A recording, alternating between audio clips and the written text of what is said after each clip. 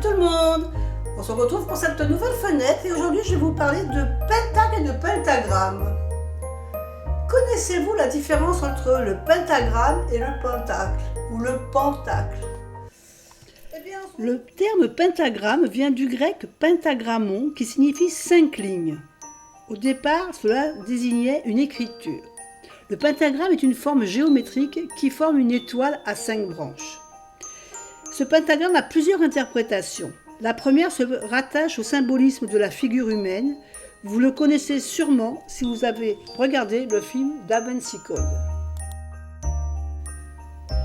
Le pentagramme est de tout temps un symbole de protection très important. Il figure toujours sur l'autel lors de rituels. Si vous pratiquez, vous devez sûrement avoir un pentagramme sur votre autel pour vos rituels magiques. Les anciens traçaient le signe du pentacle sur leur seuil de leur porte pour empêcher les mauvais esprits d'entrer. Mais tout est une question de dessin.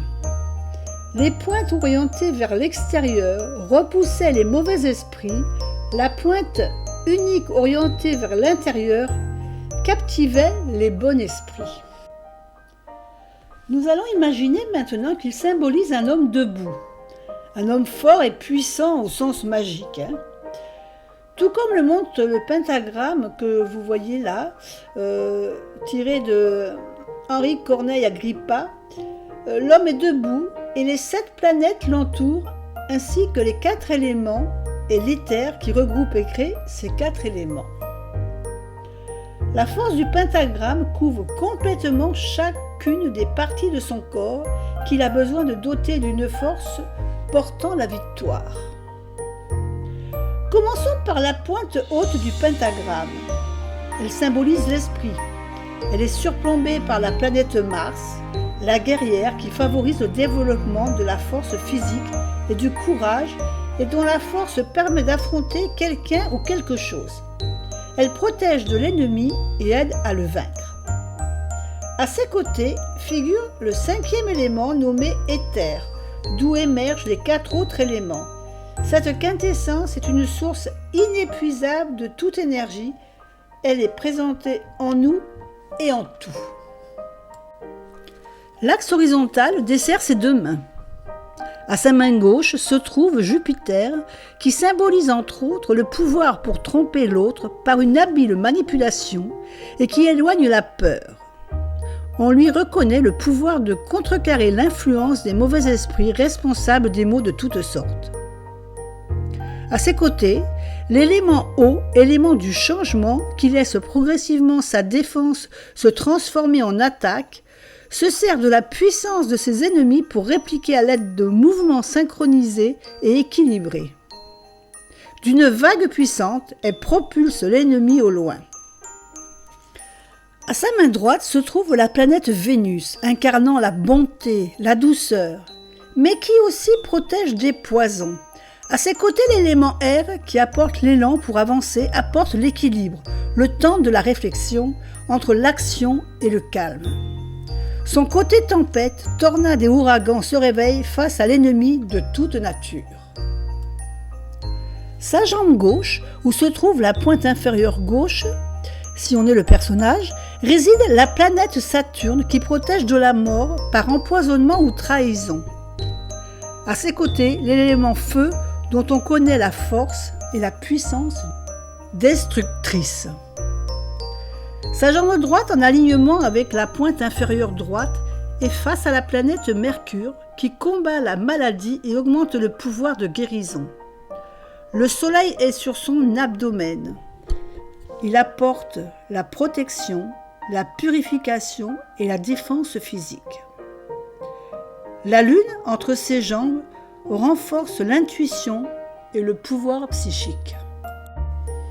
Alors bien sûr, il y a d'autres interprétations. Par exemple, au Moyen-Âge, on utilisait donc le pentagramme pour ses vertus magiques en le peignant sur les murs des maisons. On le portait aussi sur soi pour se protéger des accidents ou des mauvais sorts des sorcières. Pour les chrétiens, par exemple, il représentait les 5 plaies du Christ.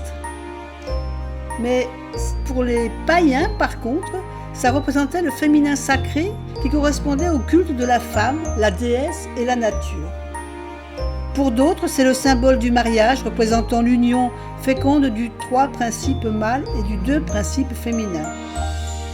Et avant Jésus-Christ, il était le signe de reconnaissance des adeptes de Pythagore qui signaient leur correspondance avec ce sigle. Parlons maintenant du pentacle. Le pentacle, c'est tout simplement un pentagramme entouré d'un cercle. Donc, sa forme, c'est un pentacle entouré un pentagramme, entouré cette fois-ci d'un cercle qui retient et réfléchit toute la lumière, diffusant sagesse et protection. C'est également le symbole du cercle que vous tracez lors de vos pratiques. Son symbole est souvent reproduit sur les outils de praticiens tels que le calice, le chaudron ou la poignée de l'atamé elle-même. Pour le fabriquer, on tente de trouver un matériau naturel.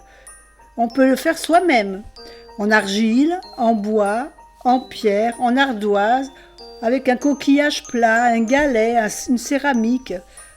À vous de choisir le matériel que vous désirez si vous voulez le faire pour vous-même. Beaucoup le portent aussi sous la forme d'une médaille à même la peau afin d'être toujours en contact avec sa force et sa protection. Et d'une façon plus générale, le pentacle est un talisman ou une amulette magique sur lequel sont dessinés des symboles que l'on veut protecteurs. Ces symboles sont très variés. Il existe un autre pentagramme, à surtout faire attention à ne pas le confondre avec le pentacle et le pentagramme que je viens de vous parler. Il s'agit du pentacle renversé appelé Baphomet. Ce pentacle a la pointe en bas et c'est l'emblème de la destruction et du diable. Il est utilisé pour invoquer les forces du mal. Alors attention à ne pas le confondre. Eh bien, voilà. Maintenant, vous connaissez la différence entre le pentagramme et le pentacle. Voilà, moi je vous fais des bisous et puis je vous dis à demain pour une autre vidéo. Bye bye.